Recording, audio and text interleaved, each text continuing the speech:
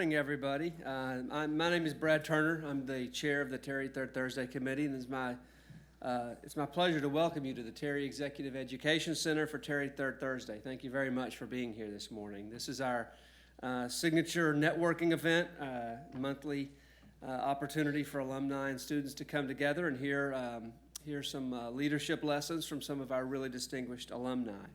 I want to thank the Terry Third Thursday Committee, and in particular my co-chair, Jamie Hawken, and I want to thank our sponsors, Synovus and Public Broadcasting Atlanta. Thank you very much.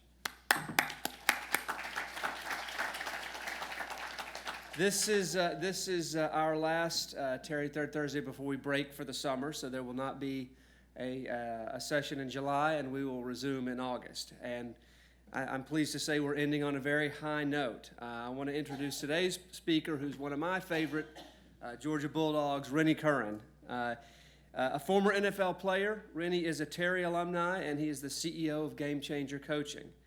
He was born in Atlanta and raised by parents who were immigrants from Liberia. He began his football career at Brookwood High School in Snellville, Georgia. And despite being considered undersized in high school, he became one of the most prolific tacklers in Gwinnett County high school football history. After graduating, he joined the Georgia Bulldogs as a linebacker and finished his 4 years as a third-round draft pick in 2010. He played for the Tennessee Titans and the Tampa Bay Buccaneers before leaving football in 2017. Today, Rennie uses what he's learned from his journey to inspire students, athletes, and business people to reach their fullest potential. His work off the field, earning a BBA in management from the Terry College of Business, helped him transition to a successful career as a speaker and leadership coach. His new career allows him to spread the ideas that he first introduced in his 2013 book, Free Agent: The Intangibles for Overcoming Adversity and Times of Transition. He founded Game Changer Coaching to help elite athletes, business professionals, and executives become influential leaders by improving performance and building their brands. In addition to speaking and working with adults, Rennie recently co-wrote a children's book with his 9-year-old daughter. What It Takes to Be a Star asks children to find their greatness and helps them realize that being a star has less to do with your title and more to do with who you are as a person. So with that, please join me in welcoming Rennie Curran.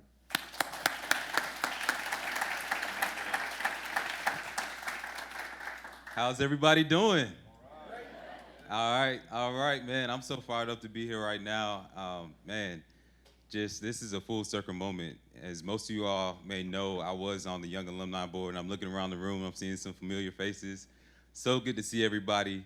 Once again, my name is Rennie Curran. I'm a former professional athlete, keynote speaker, author, and the CEO of Game Changer Coaching. And I want to talk to you all today just about some leadership lessons that I learned from the locker room. And for so long, my background, of course, was sports. That's what a lot of people know me as. But as I talk through my journey and as I share just different stories and things that I learned, I hope you realize that, my platform of football, even playing a linebacker, goes so far beyond the platform of sports and of entertainment, right? There's so many things that you can learn, so many things that you can gain, and I'm gonna get more into that. But first, I want to acknowledge some people. Christine Smith, where's Christine at? She's probably in the back. Yeah, she's in the back, but give her a round of applause. The entire team at Terry, yes. Christine, just for inviting me out. Brad, thank you so much for your introduction. Felt honored, and I'm kind of disappointed, I'm not gonna lie, because the dean was supposed to be here and introduce me. I got a funny story about him, but when it came to me getting into Terry, y'all, it was a long shot. I'm not gonna lie. And if you guys see me pacing around, don't get worried. That's the linebacker in me. I promise I'm not gonna tackle anybody today. But I remember vividly sitting in Dean's office and just pleading with him, saying, hey, we got to figure this thing out. I had left early, which wasn't mentioned before, but I left college early to go pro to help the family. And when I came back, it was such a grind. Just every offseason, I would try to knock out 2 classes at a time. And I got to the point where it's time to try to get into Terry, and I was like 0.3 away from getting in. And, I went to Dean, and I sat down with him, and I was working extremely hard. while I was still training 4 hours a day trying to get back in the NFL. And luckily at that time, they came out with the Terry online programs. And so that was one of the things that helped me during that time to get into Terry, to finish up, even during that time where I'm trying to train to be a professional athlete and be an entrepreneur at the same time. And this school has just helped me so much. The platform that it has provided, the lessons, the relationships. I mean, man, that G is so strong. No matter if I'm in Canada, if I'm in California, if I'm in Texas, I'm gonna find somebody that represents that G. And it has just done so much in my life and has allowed me to now leverage it to impact others, which I feel like is the most important thing. And so before I get into my leadership lessons, I want to tell you a little bit about my story, a little bit about my background. It's shared briefly, but I come from humble beginnings. All right, so as was mentioned before, both my parents were Liberian immigrants who came to this country in the early 80s. My mom came first here on scholarship to Emory. She got her master's in nursing, and then my father came after her after she was done getting her master's, and he actually developed a skill, which is what a lot of immigrants do when they come here. He worked for the Liberian government. And when he left there, he left that job, of course, and he was just trying to survive, right? Trying to just provide for his family. So he developed the skill of shoe repair. And it's not like shoe repair where you're walking through the airport and you see somebody shining shoes. Like, nah, he was fixing cowboy boots, designer shoes, all those types, a very specialized skill.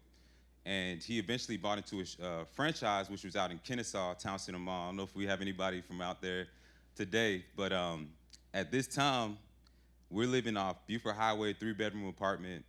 And as you can see, I'm the youngest of three, the only boy, the knucklehead of the family. I got all the butt whippings in the family and got blamed for everything. And during this time that I was young, early growing up, there was a civil war that took place in my family's home country of Liberia. So my earliest leadership lessons were seeing how they took everything that they made, everything that they built in terms of their platform and in terms of their accomplishments, and they knew that it was about something bigger than themselves. So they took their money, their resources, clothes, food, they sent it back to Liberia to help our cousins, uncles, aunts come to this country and start a whole new life. And those were my earliest experiences. So our house was always filled. Our house became like a safe haven. So there was always uncles, aunts, cousins in the house, my mom and my girlfriend sitting right there, she'll tell you my mom will always cook a big pot of food and where everybody can eat and thrive and everything. And so those were my earliest experiences, seeing service, seeing leadership, seeing selflessness, right? Seeing a group of people who took what they built and knew that it was about more than just them. And my mom, she tried to do everything, both my parents tried to do everything for me to just calm down and stay focused. And so the first thing they did was actually get me into music. So that was my first love. I grew up playing the piano at the age of 8, played the drums in church, played in the orchestra, believe it or not, until about my junior year in high school, until I couldn't lift the viola up anymore because my biceps were too big. So she tried music. Boys and Girls Club was next, got me to Boys and Girls Club. And the thing that stuck most with me was when she allowed me to play, both my parents allowed me to play football at the age of 10 years old. That's when we moved to Brookwood, to Snellville, where everybody's somebody. And it changed my entire life, joining my first Little League team. And I had an amazing Little League coach. Those are all my teammates. I still, believe it or not, stay in touch with these guys to this day, 20-something years later. And my Little League coach became like a second father to me. My parents were always working. They were barely able to come to practices, different things like that. So I had coaches that would pick me up for every single practice, would just bless me. And my coach, his name was Ronnie Benton, was from Alamo, Georgia. I'm sure is there anybody in here know where Alamo, Georgia is? Nope. Yeah. Small town, one street light, as country as it gets, big beer belly, tobacco chewing, turkey hunting, that was him. And this guy was the biggest Georgia fan. So he's the one who's responsible for me being a Georgia Bulldog. He took me there along with his son JT at the age of 10 years old. And I still to this day remember walking into that stadium and just my life flashing before my eyes, my vision flashing before my eyes. Just saying, as a 10-year-old kid, man, like, I want to be a Georgia Bulldog. This is what I want to do. I remember looking at David Green and seeing Thomas Davis and so many amazing players down there, and you guys have been to the game, so you know the environment, you know the culture, you know it's not a game, it's an experience, all right? And so you walk in there, and for me, that became my obsession to get to that level. And what I didn't realize at that time was the actual statistics, the numbers that said that that was not going to happen, right? The number said that I had a 0.008% chance of that actually coming true. Going from a young child with a dream to making that a reality. And not just that, but going to the NFL as well. And so not only was that the challenge in terms of the numbers, but also when I went back home, my vision did not look anything like my reality. So during the same time, my mom had gone through a surgery that went bad. And so the surgeons left a surgical tool in her bladder area that caused internal bleeding. So she was on her deathbed, basically. My dad had lost his business during this time, his shoe repair business. And so he fell into alcoholism and depression. Sorry, y'all, it's early. He fell into that. And so everything in my life, right, the vision that I had did not look anything like my reality. And so it put me on a list of different challenges that I had to experience at that time. And what I realized is this is so true for life, that anytime we have a goal, a major vision, a major objective that we're trying to accomplish, life is going to test us, right? Life is going to throw us a list of different challenges that are going to challenge who we are. It's going to require us to become a different version of ourselves. It's going to develop different intangible assets that we have to develop in order to move forward. So I'll just talk to you all a little bit about the different challenges. And when you look at these pictures, there's a reason why I set it up this way, why I put the pictures of me in the jersey at the bottom and the pictures at the top of what was really going on, because that's what it represents. It represents, the bottom pictures represents the finished product of what everybody sees, right? The accomplishments, the success, everybody cheering on game days. And then the pictures at the top represent the reality, the challenges that you have to go through to get to those moments, right? We all have them. We've all been through those, what I call valley moments in our lives. For me, it started with that first picture right there, going through recruiting. And I remember when I got to high school and I went in as a running back, didn't get along with the coach, moved me to linebacker. I was ready to quit. And I went and talked to my Little League coach. He said, Rennie Curran, I want you to do something for me, and I want you to never forget this. I want you to focus on what you can control. And so for me, that meant my attitude, my effort, that meant my leadership skills, that meant my character, that meant my faith. And so I literally went back on the field and I started hitting everything, every single thing moving. I tell everybody I was like water boy out there, and that became my mentality. And as I started to become known, I started to hear the chirpings from the experts that Rennie Curran, he's a good player, but he's not tall enough, undersized. Started hearing those labels, right? Started hearing the doubters and the naysayers. Anybody ever been labeled in this room or felt like you weren't enough and whatnot? Right, so that was the whole first part of my career was just overcoming those labels and the doubts and whatnot. So I killed myself, got in the weight room and would put on extra 30 to 50 pounds to 100 pounds. And I mean, it became my obsession just to overcome those doubters. So navigated that, got to University of Georgia, and things were going great. Went through that first season, freshman year, 2007, had some amazing experiences. This is when we played against Auburn, had the blackout game. This is when we played against Florida. We ran out on the field and had Tim Tebow crying. A lot of amazing experiences. Navigate that first year, get to the second year after the Sugar Bowl, find out that my girlfriend I was dating in high school, that we had one on the way. So I actually became a father after my first year in college. I mean, can you imagine me as 20-year-old Rennie telling my parents that I have a child on the way? Extremely challenging, extremely tough. And at this time, I'm in Athens, I'm about to turn 21, and y'all know when you're about to turn 21, the mindset that you're in. So I'm not gonna lie to y'all and say that I was an amazing I struggled as a father, right, early on. And this challenge right here, each one of these challenges represents a different thing that we all go through in life. For me, at this time, that challenge represents that work-life balance, right? So trying to strive to achieve your dreams, trying to, level up, but at the same time, having those relationship challenges with your children, managing the time as just being a human being, being a person. We all face that, right? And our kids, my daughter, at this time, she doesn't care about my career in the NFL. They don't care about, how we pay the bills. They don't care about how we level up. They just want that time with us. And so that was something I had to navigate. The next thing, got to the NFL. Once again, things were going great. 2010, 97th overall draft pick. I'm finally in the position to help my family, help my community, help my church. And then all of a sudden I get to my second year before I've even fully adjusted to being in the league and that lifestyle and managing being an entrepreneur, going from a college student athlete to now a CEO, right? New leadership comes in after my second year. Anybody familiar with new leadership, new boss? Yeah. So get a new coach, a new coaching staff who have their own new philosophy. They want their own new people, right? So not only do they come in with a new philosophy, but they draft 2 new guys. So just like I went through that draft and was 97th overall draft pick, that next year comes, and all of a sudden we go from Rennie Curran, welcome to the Tennessee Titans, to Rennie, we're no longer going to need you. Turn in your playbook. Coach wants to see you. Black trash bag. And so just after my second year in the league, I find myself back home, back in Snellville where it all started, asking myself, man, who am I? What am I going to do if I can never get back in the game? If I never get a phone call to play football again, what am I going to do? Right? And this is where a major transition started to happen. This was the first start. Went to Tampa Bay Buccaneers after that. So they said, Rennie, after about 8 months, I was training, waiting on that call. Finally got it. It was with the Tampa Bay Buccaneers. They said, Rennie, we want you to join us. We feel like you could be a starter for us. Everything was great. Went through that whole season with them, the off season. Got to the draft again, and they drafted a guy by the name of Levante David, who just so happened to be a future Hall of Famer. So I ended up getting cut again. And now I go back, at this time, go back to University of Georgia, and that's when I decided I'm going to finish up my degree.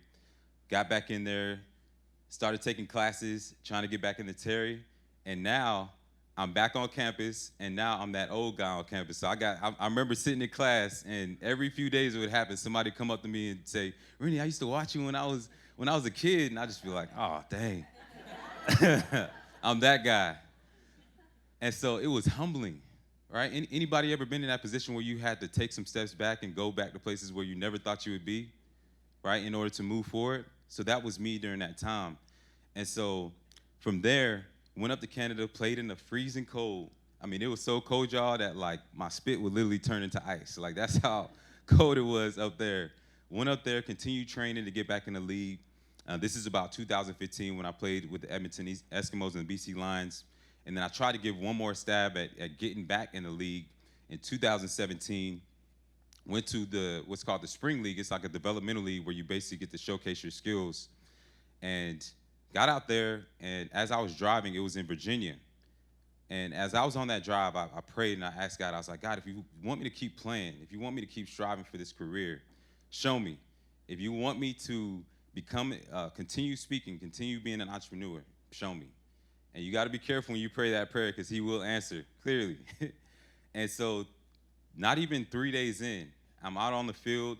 We're in our first day of competition. I'm going against a guy. I'm the first guy up. So typically when practice starts, they have you do some competition drills. It's one-on-one, so running backs go against linebackers, DBs, the defensive backs go against wide receivers, so on and so forth. For those of y'all who don't know football, it's all good. I could explain it later. But basically, I was going against one other person, all right? And so I ran up to cover him, and I don't know what happened, if his knee hit mine, if my knee ruptured, but all of a sudden, I just started falling backwards. And as I tried to get back up, I planted my foot down. I felt the pain in my knee that I never felt before. And so I left the field, hobbled over into a golf cart, and by the time I got from about here to that door right there, my knee was as big as my thigh, swollen. So I came back to Athens 2 days later, met with Ron Corson and the staff, and they said, Rennie, we're sorry to tell you this, but you've completely torn your patella tendon. And that was the end of my career. From that moment, I knew that was my sign that it was time to fully transition into what I do now. And when I look back on all these challenges, I realized that as tough as it was necessary. Like all these challenges I went through were so much bigger than me.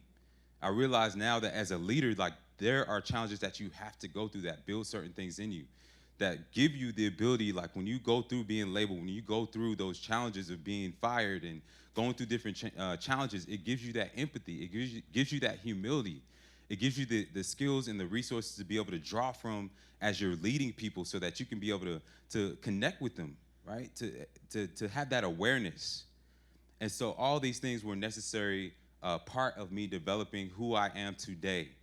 And as we all sit here today, I know you all have been through a lot of these same challenges and a lot of these same setbacks, right? And it's so important that we realize that this is the necessary ingredient to developing as leaders and developing who we want to be as people. And so just getting into it, because I realized that not only for myself, but when I studied so many different leaders, right? And when I thought back to those challenges that I just mentioned, each one of those challenges created an opportunity for change, created an opportunity for growth.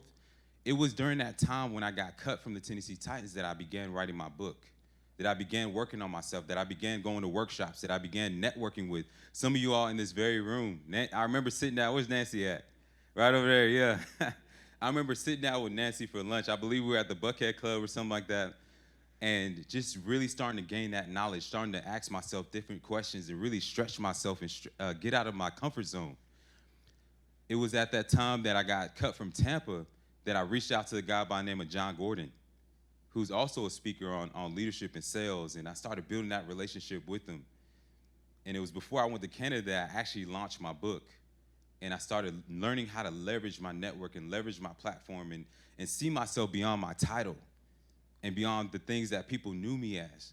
So the reason why I love talking about those challenges is because of the fact that if we can leverage challenges in the right way, if we can leverage challenge and change in the right way, it provides us with so many new opportunities, new perspectives, new ways of approaching things, new ways to adapt.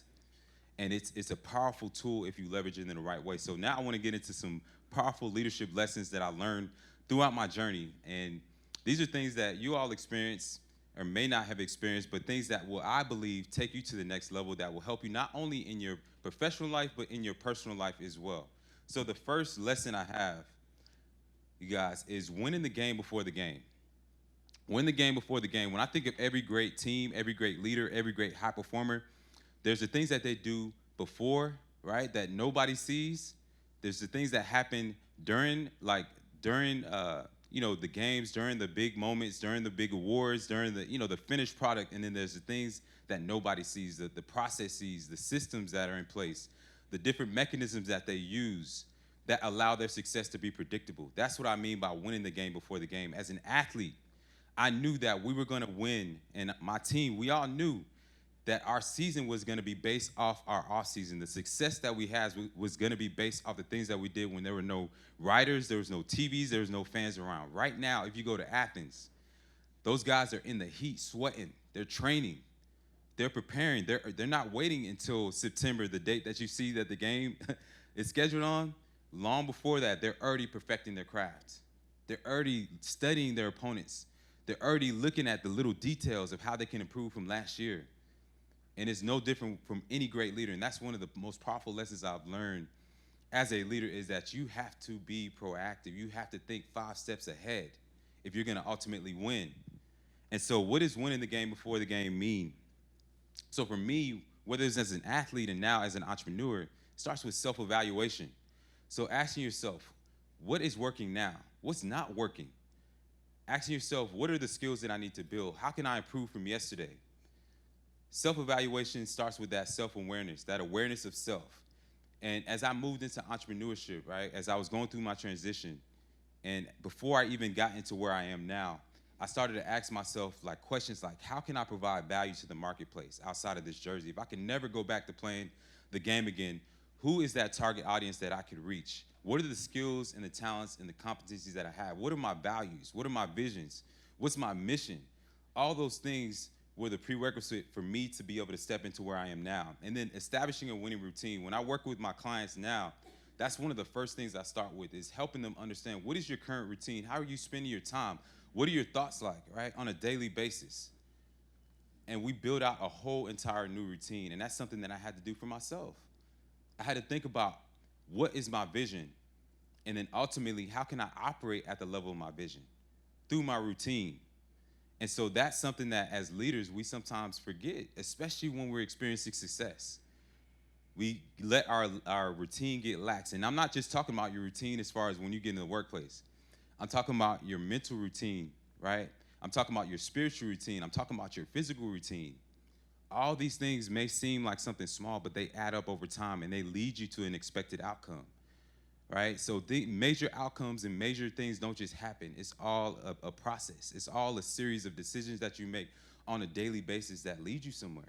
So establishing a winning routine is another major part of winning the game before the game. And then being proactive versus reactive, right? So thinking 5 steps ahead, like I said before, what are some things that you could do to make sure that you're prepared for sudden change?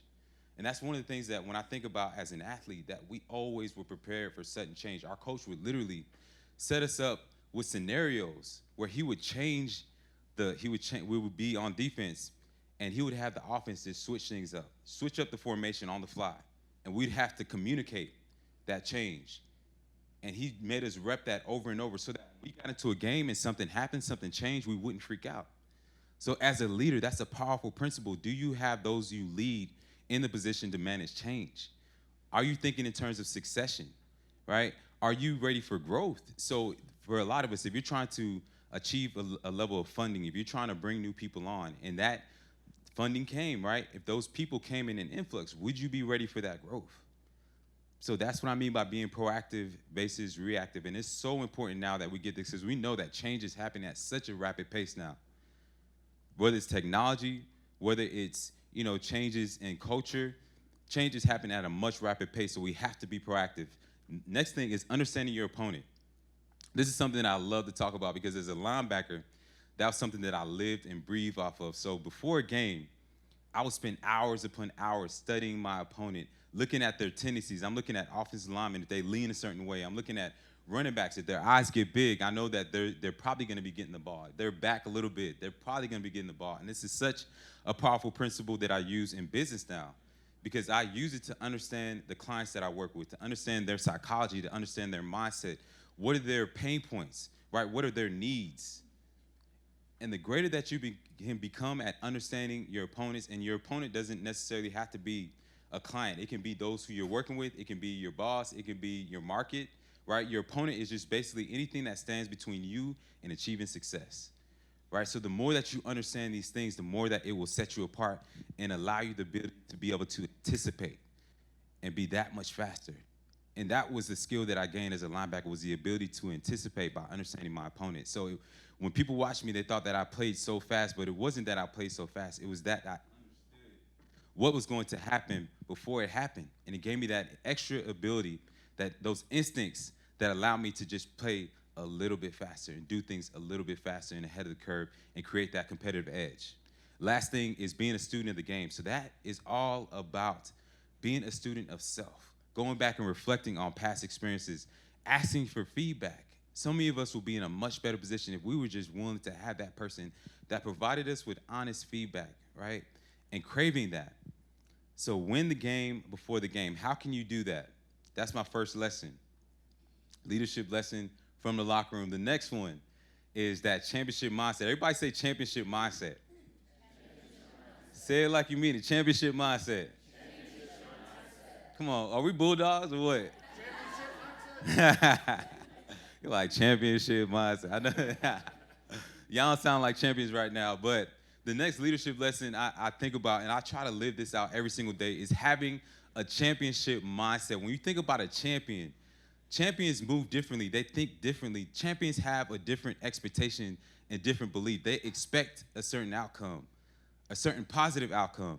And when I think about being a champion, I think about so many times when we're not operating as champions, right? And it may be in certain areas of our life, maybe in our jobs, we're operating with that championship mindset. But when we go home, we have that bench warmer mentality, right? Anybody ever experienced that, where you have people who, where it could be yourself, you have a bench warmer mindset where you're just happy to be there. You're just wearing the jersey. We might work with somebody like that, right? That's just a clock puncher. And then you have those who I call role players. Those are the individuals who, whether it's because of success, whether it's because they failed a bunch, they're just going with the status quo. They're good at what they do, they're great, but they never go above and beyond the call of duty. They never stretch themselves. They never try to reach their fullest potential. And then you have the champions. The champions are those who try to be game changers. They're not defined by the title. They go over and above. They're fighting for something bigger than themselves. They're championing something or someone with the belief that they're going to win regardless of the circumstances. That's what I mean by having a championship mindset. And what are the components of that? So the three components that I've grown to live by and understand is that a champion focuses on having a growth mindset, a servant mindset, and last but not least, a mindset of understated excellence. And I'm going to explain those three right now. I'm sure most of you all by now are familiar with growth mindset, phrase coined by Carol Dweck. And she really understood, and she started her research by evaluating students. So she broke down two groups of students. The first group of students believed that their education and their ability to learn was fixed, and that they were either they were born smart or they couldn't learn something. I was impacted by this, y'all. This is a real thing. For me, it was when it came to math, right? I just believe, man, that I could not get math down. Accounting, some of y'all in this room know, if you took accounting at UGA, you know. It was tough. But she also evaluated another group of students that focus on the understanding that if they continue to grow, if they continue to get the reps, if they continue to stretch themselves, that then their learning can improve. And for me, that happened, no lie, towards the end of my college career, about my third year at University of Georgia, when I started to realize, man, if I just work these problems a little bit more, if I just continue to meet with my tutors, if I continue to just get a little bit more reps, then I can actually improve and I can actually be in that position that I want to be. So that's where that growth mindset, her research stemmed from. And so a lot of growth mindset talks about that mindset and that belief that you can change your situation if you just continue to be persistent, right? If you continue getting those reps, if you continue believing that you just need one more rep, you need one more relationship, you need to just show up to one more event, and that things can change. So it's about resilience when facing adversity. It's about focusing on improvement versus perfection. Some of us are so held back because we have that perfectionist mentality, right? We have analysis paralysis. We want everything to be perfect before we take that next step. But when you have that growth mindset, you're focused on making those small little improvements, those little details, getting 1% better every single day. And also having a growth mindset allows you to see the potential in others, which is something that you have to do as a leader. I was impacted so many times by leaders who looked at me and they said, man, I don't think he can do it. Look at his height. I don't think he doesn't have what it takes. And then I had those leaders who saw my height and said, man, even though he's not the tallest, he still has these other skills here. He has these areas that we can leverage. And that's how I was able to get to where I'm at today. So as a leader, do you have that growth mindset when it comes to leading others and seeing that the potential that they have?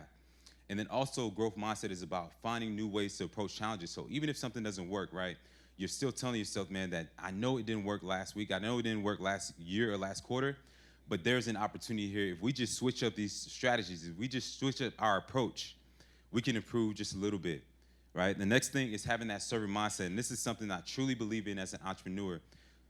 Those who are servants seek those win-win opportunities. They know it's not just about them. It's not about me. It's about we. It's about us. It's about helping everybody achieve their dreams, achieve their goals. Next thing is that those with a servant mindset focus on relationships and not transactions, which is extremely important this day and age in this market. Your clients are gonna know if you're trying to serve them or if you're just trying to cut a deal. They're gonna know the difference. Also, those who have a servant mindset use empathy and humility in order to reach those who they lead and those who they are trying to serve. And they're all about building leaders. They're not worried about this person taking their knowledge and leaving. They're not worried about those who they feel like are out to get them. They're all about pouring into others and helping them get to that next level. And that is a true mark of being a great leader, is not just striving to be a great leader, but it's about building other leaders around you and helping them get to the next level. Last thing is understated excellence. This is something that I love talking about this, and I try to strive to live by this. When you think about understated excellence, I want you to think about that team, that organization. I want you to think about that person that when you walk in, some of you, as I looked around, you represent that right now. When I walked in, there's some of you who stuck out, right? Have you ever been to an event where you walk in and you notice somebody, you don't know who they are, but you're like, man, they got to do something, right? They gotta be doing something great. I don't know who they are, but I got to go meet them. Anybody ever had that experience? That's understated excellence, based off the way that they carry themselves, based off the way that they articulate themselves, their posture, all those different little cues. You understand that they represent something greater. And it doesn't have to be somebody in a leadership position. What I realized about understated excellence is it can be in somebody who has that position that you wouldn't even necessarily think would be a leadership position. It could be that janitor, right? It could be that person who is a server in a cafeteria, but they just do what they do with such excellence and such poise that you have no choice but to respect them.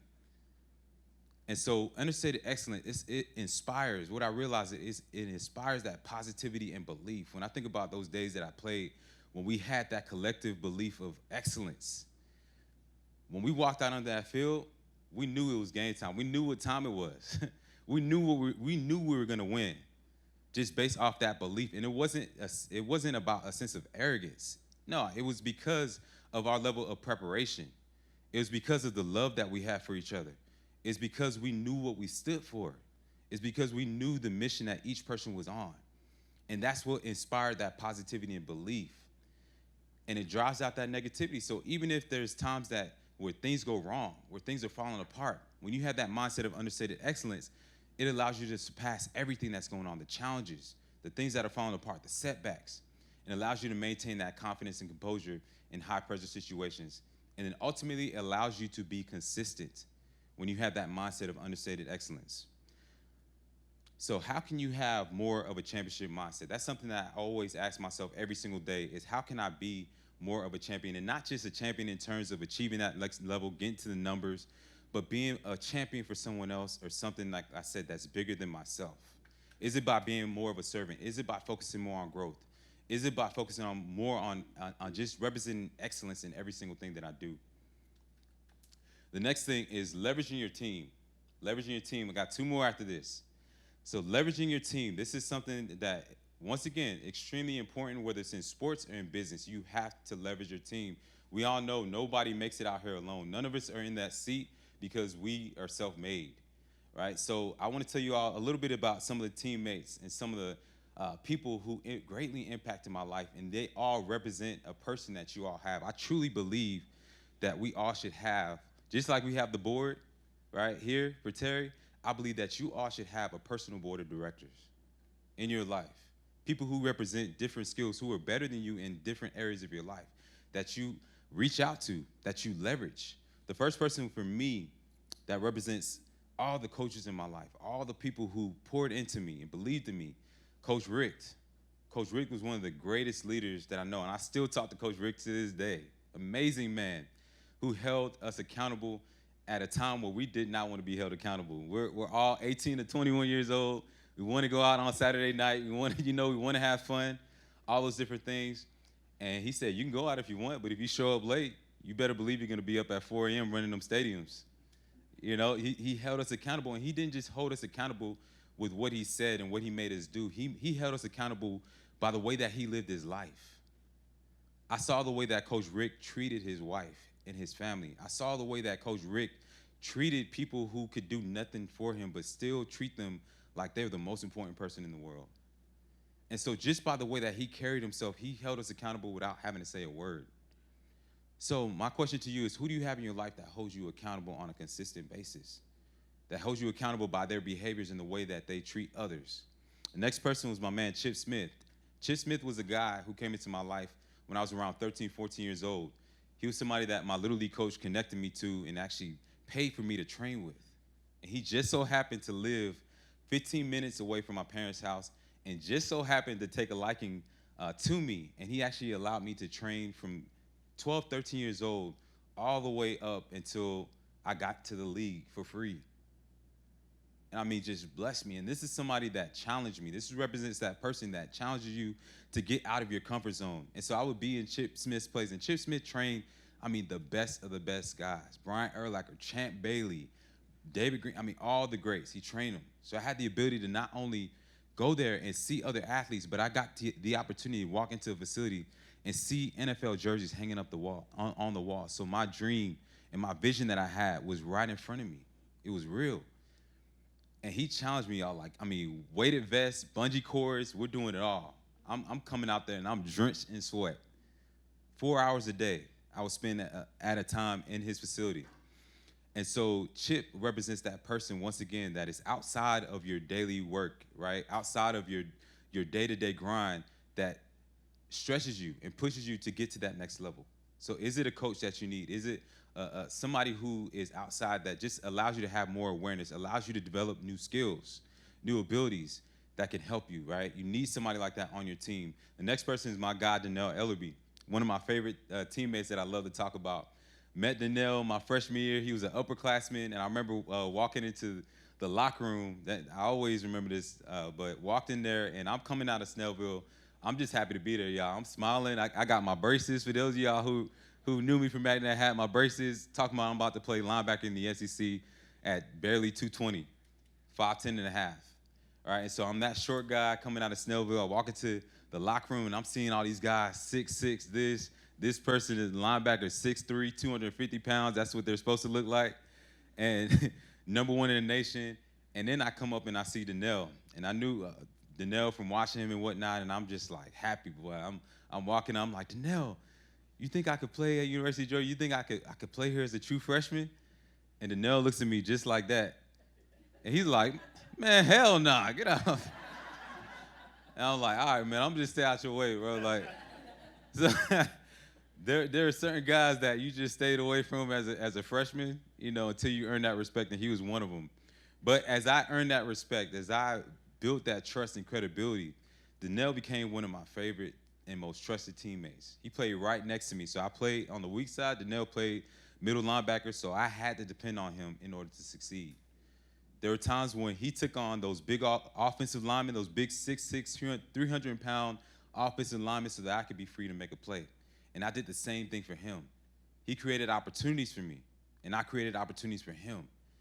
And that's such a big lesson in life, to have those in your life, right, that you can call on, that provide you with those opportunities, that you know have your back, right, that you know will give you that book to read, that will invite you to that event, that will tell you some bit of information that will change your situation, right? Because we all have those people, right, that anytime they call us, is because they want something, right? We all got people like that. So do you have that teammate that's on the opposite side that provides you with those opportunities? The next person is my guy, Thomas Settle. Thomas Settle represents that person who provides that safe space. He was our chaplain for our team. This is a guy who I could just be Rennie Curran. I didn't have to be Rennie Curran, the linebacker. I didn't have to wear the mask. I could just be myself. So many of the challenges I went through, whether it was the birth of my daughter, whether it was the injury that I experienced, he was there praying for me and allowed me to just be, like I said, have that safe space and just grow in those ways that weren't just about that dream that I was trying to accomplish or get to that next level. So do you have somebody in your life like that? Next thing, that bottom picture right there just represents all the people, all the fans I was in front of, the people who I came across who weren't necessarily connected to what I did, but that were just as important. There was a time that I realized as an athlete that these fans that I was playing in front of, they weren't just fans, that these people were business owners, politicians, CEOs, all types of different people that I came across. And I realized that if I treated them with respect, that one day, if I planted those seeds, that one day it could lead to something. Building relationships, right? I started to understand the power of just my platform and how I could impact them using my platform, and then also how that would lead to just so many things in the future. And so as an athlete, and when I think about now where I'm at, there's so many things that I'm able to do now because of 10 years ago, because of how I treated somebody, because of the times that I took the time to just talk to somebody, talk to a child, not knowing that their dad was a CEO of a school or anything like that. And I wasn't doing it to be manipulative or anything like that, but just serving, right? Serving those around me and thinking about those who are outside of, like I said, my career that maybe seemed like they had no connection, like they could offer me no value, but still treating them like they were the CEO. Right? And that's such a powerful lesson as a leader, because you don't know, everybody in this room right now is not going to be in the same position they are 5 years from now. So how you treat those people who seem like they can do nothing for you is everything. And that's something that I learned about is recruiting also, and looking at those people as my teammates, knowing that I'm a part of a bigger community, knowing that I'm a part of an ecosystem where we all benefit and eat from each other. The last person is Jesse Tuggle. This is a guy who represents mentorship. Met Jesse when I was 15 years old at Chip Smith's facility, and he was the guy that came into my life, like I said, when I was in the heat of recruiting, hearing that I was too short. Me and Jesse were the same height, And so he had just finished up his 15-year career in the NFL. And I used to ask Jesse, man, Jesse, you think I got what it takes? Jesse, you think I'm tall enough? And I'll go over to his house. He would show me his highlight film. And he said, Rennie, you got what it takes. He was from tougher circumstances. Jesse was from Griffin, Georgia, went to Valdosta State. He didn't go to a big school. And he still was able to accomplish the things that I saw myself that wanting to accomplish. And it's so important that you have those mentors in your life. No matter how successful and big you become, you have those mentors that represent that success and where you're trying to go. So, who is on your team? Who holds you accountable? Who challenges you? Who has your back? Who provides that safe space and creates opportunities and mentors you? And then on the opposite side, are you this person for somebody else? Are you somebody that holds others accountable? Are you somebody that challenges others, that has somebody else's back, or is it just about you? Do you provide a safe space? Do you create opportunities for others and mentor others as well? So it's not just about attracting those people, but it's also about becoming the person that you want to attract as well. So, how can you leverage your team? Last thought I want to leave you with. Next thing, adaptability. We got one more after this. Adaptability. So when I mentioned I was undersized, that's what I mean right there. So that is, you guys, is an offensive lineman, typical size, anywhere from 6'5" to 6'9", anywhere from 300 pounds to 330 pounds. These are the type of guys that I had to go against. I had to take them on, and then I had to tackle a running back or tackle a wide receiver that was faster than me. So in order to take this person on, it required a certain type of mindset. It required a certain approach, a certain belief, a certain strategy, right? A certain way of approaching these challenges. I couldn't step up here and lack confidence, right? I couldn't step up to him and kind of halfway do my technique. And then also, because I was undersized, I also couldn't approach it like every single other linebacker who was the typical height. I had to adapt. I had to switch up my approach and my strategy. And this is such a powerful principle for business and just for life in general. Whether you're a small business, right? You're just starting out. You can't approach things like a major corporation would. You have to switch up your approach. You have to adapt. So I had to understand my strengths. I had to understand my weaknesses. I also had to understand his strengths and his weaknesses. So in this day and age where things are changing, like I mentioned before, at such a rapid approach, how can you adapt to change? How can you adapt to those major challenges that you face? That's what this offensive lineman represents. It's all those major challenges that we have in our life that seem like they're so big, like we can't overcome it. I guarantee if you switch up that approach, that strategy, that mindset, that maybe it's just one relationship, maybe it's just, right, it's just consolidating something or eliminating something, it can take you to the next level. And then that next picture represents the strategy that we sometimes had going into games.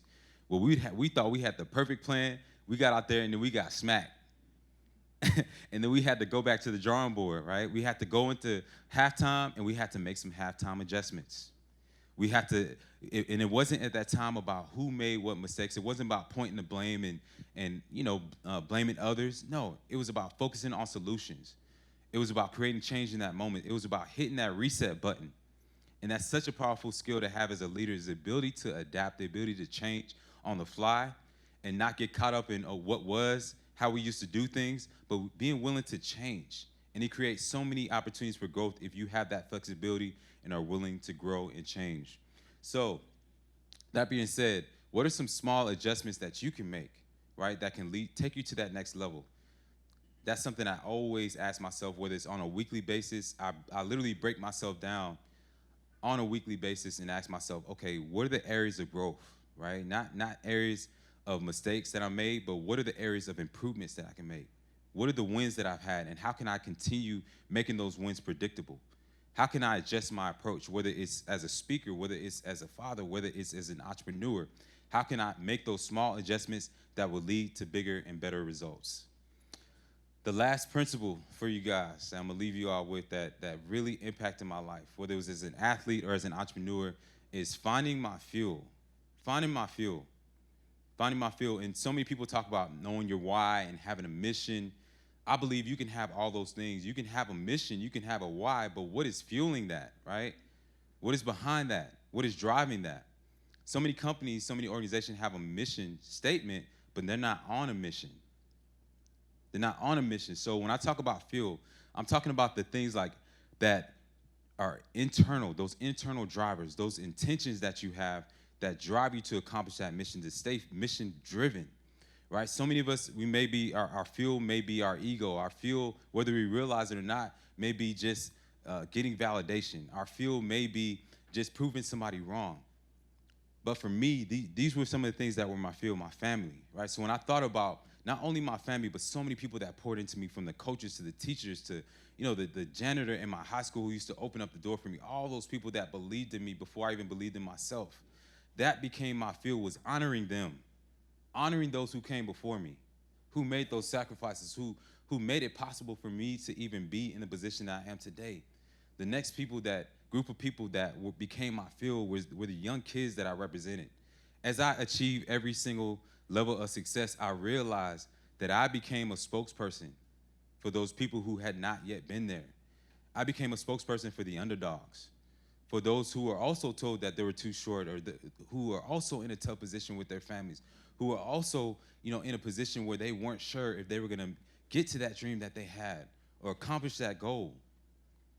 And it would happen over and over again, where whether it's at Georgia or NFL, a parent or a young child would reach out to me and just say, "Hey, Rennie, can you just help me with this? Can you talk to my child?" And I realized that it wasn't about me achieving that next level. It wasn't about me getting to that next contract. That it was about leadership, that it was about impact, it was about influence. That's what it was about. And then the last picture represents those who would probably never have an opportunity if I didn't help them create one. This is a picture of when I went to my family's home country of Liberia. After my first year in the league, one of the most proudest things I was able to do was take my family back to Liberia. Got there, we landed, and I remember seeing the west coast of Africa, and just landing and just seeing the beauty of the land and getting off the plane and just being so excited. I mean, I was hugging the flight crew, y'all. They were looking at me funny. I was like, "I don't care, y'all. I'm just so happy to be here." And so we got there, we explored the country, met with the government officials, we visited orphanages and just did so much. I got to see where my parents met, like their high school, where my great-grandparents were buried, got to trace everything. I'll never forget getting to my mother's village, and just when we drove up there, we were driving about 15 miles an hour going up to her village, and as we were driving up, there were about 150 people who were marching towards us in unison. They're all throwing rice, they were all celebrating, and I remember asking my parents and looking at them, they were all shedding tears, and I said, "Mom, Dad, who are all these people?" And they're like, "Rennie, man, that's your family." And I'm just like, wow. And we got to my great-grandfather's house that he built, and it was like the biggest celebration. It was like a movie, y'all. And so there's so much dancing going on. My grandmother was there. She ended up passing away the next year. But this day her knee was hurt, but she was like breakdancing. She was going ham.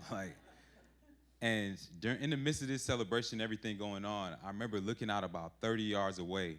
And I always, this memory wakes me up every single morning. I remember looking out about 30 yards away, and I saw a group of about 30 kids just running and playing soccer.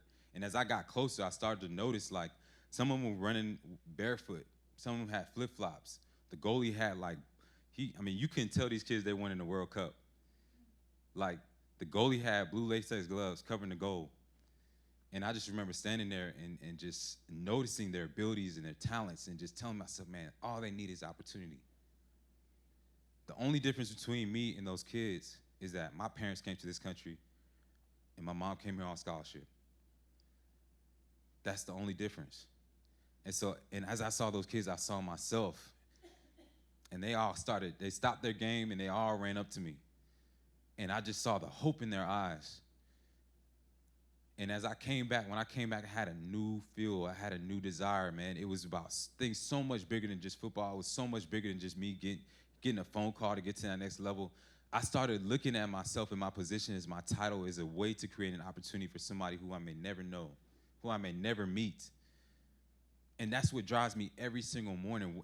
And I ask people this all the time. What if you looked at your job, at your title, as a way to create an opportunity for somebody, or a way to help somebody else achieve their destiny? What if you looked at your job like that?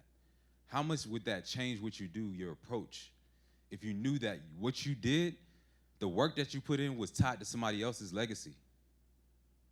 And so that became my most powerful driver, my fuel every single day. And that's what drives me.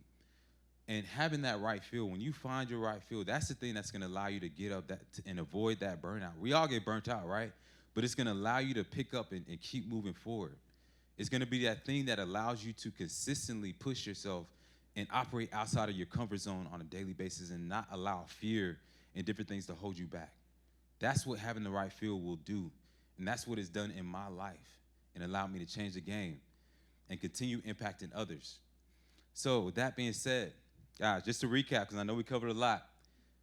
When it comes to leadership lessons from the locker room, winning the game before the game. Remember to focus on understanding your opponent, having that winning routine. Remember to do those things in terms of being proactive and not reactive. All those things that will set you apart and allow you to stay 5 steps ahead of the game and be able to achieve on a consistent basis, having that championship mindset. So remember to focus on growth, being a servant, right? And then the last one is understated excellence when it comes to having that championship mindset. Leverage your team. Have those who challenge you, those who hold you accountable, those who mentor you, those who have your back, those who provide that safe space, and those who may be outside of your work that you lean on as well, understanding that you are part of a bigger community and an ecosystem. And then also be that person that you also want to attract. Next thing, adaptability. Remember to focus on changing that approach. Asking yourself, how can I improve just a little bit? How can I make those small adjustments that lead to bigger results? And last but not least, find your field, whether it's honoring those who came before you, whether it's those who look up to you that you can impact, or those who may never have an opportunity unless you create one. Guys, with that being said, thank you all so much. It's been an honor to share with you all. God bless and go Dogs.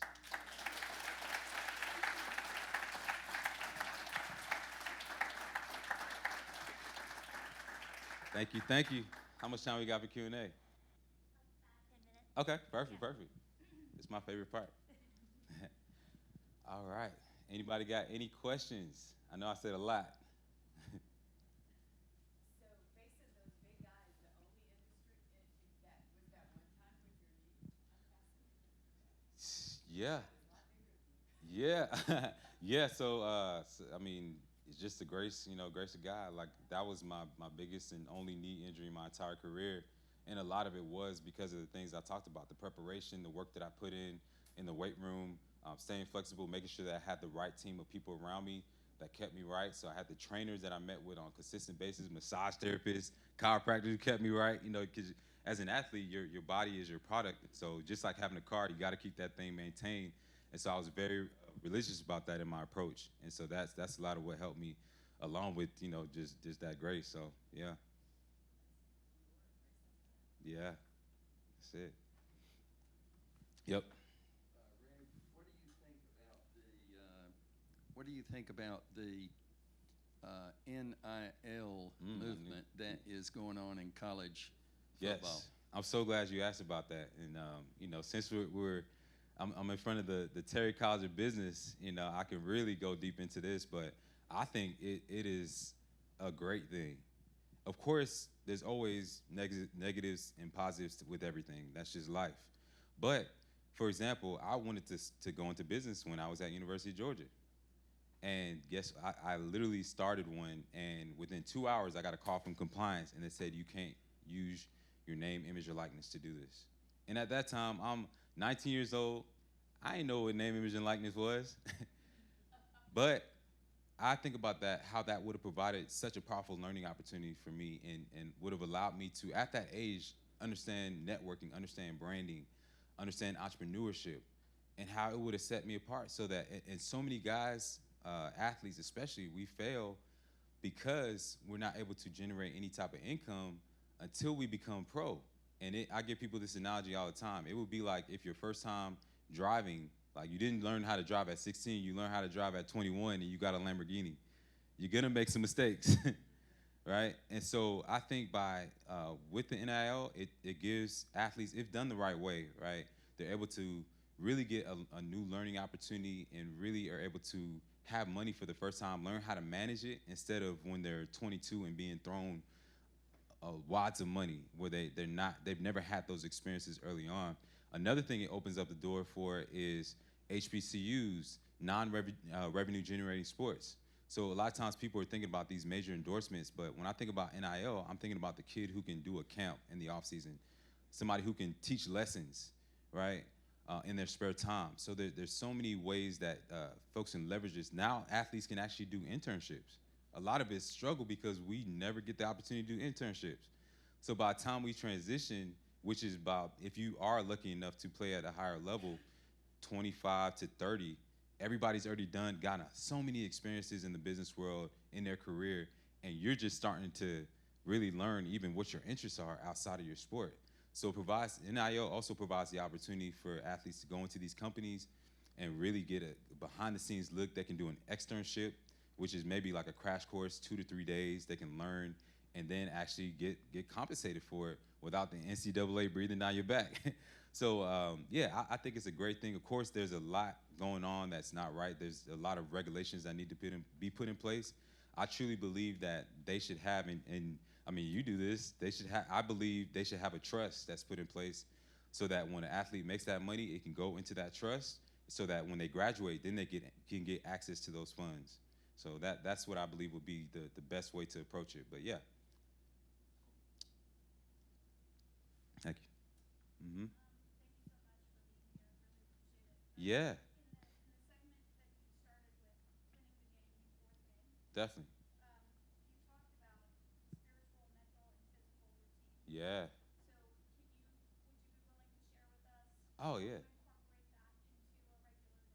Yes, yes, yes, yes. I love that. Every single morning. So, for example, I start out every single morning with DPJ. That's my spiritual routine. That's devotion, prayer, and journaling. And that just really sets my intentions for the day. That gets me clear. That allows me to focus on gratitude. It really just programs my mind to focus on the right things. And you all can do some form of your routine, but it's just important to have something. Because you all know, as soon as you wake up, most of us, the first thing we do is what? Pick up our phone, right? Check the news, and then the attacks start. Like, if you read the news, it'll have you afraid to walk outside your door. So before you do any of that, just really programming yourself by focusing on, just even if you just journal in the morning and just get clear on your thoughts and your intentions and your goals. That's a great way to approach things. And then as far as like my work routine, I always start out from there with identifying what I call my MITs, my most important tasks. So those are the top 10 things that I want to get accomplished for that day. And I'll put a time to it. I'll put it on my calendar. Make sure sometimes I'll set a timer for each thing. So I try to get very specific with it. And then as far as my physical routine, I try to work out at least three times a week, right? I give myself some grace. So if I miss that Monday, I can get in on Tuesday. I can still fit in those 3 days. But that's my bare minimum of what I want to accomplish. And I even have a routine. I'm not going to go into my workout routine and all that stuff. But just I think having just some type of routine will set you apart. Something that you can build on, something that you can track. And I always make sure on a Sunday, I review my entire week. I track my wins. So whether it's a good meeting I had, whether I closed those deals, whether I got all my workouts, whether I had a good interaction with my daughter, which by the way, she's no longer 9 years old. I got a 13-year-old now, y'all. Yeah, and she's almost taller than me, which is I'm like, God got a good sense of humor, boy. So yeah, so. Even that, like if we have a good interaction, I'll write that win down. And what that does is it programs your mind to be able to focus on success, right? Instead of the opposite, because so many times life will beat us down and make us think that it's all bad, right? And so in our mind builds that rapport of negativity. We have over, I believe, 60,000 thoughts per day. And about 85%, I believe, through research, they say is negative.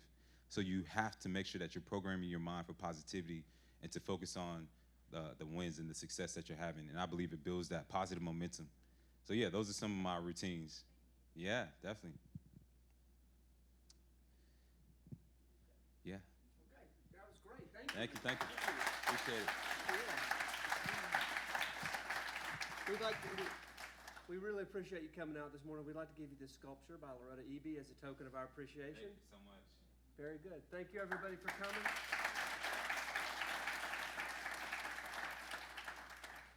Don't forget to get your parking validated on the way out. Have a great summer. We'll see you in August. Thank you.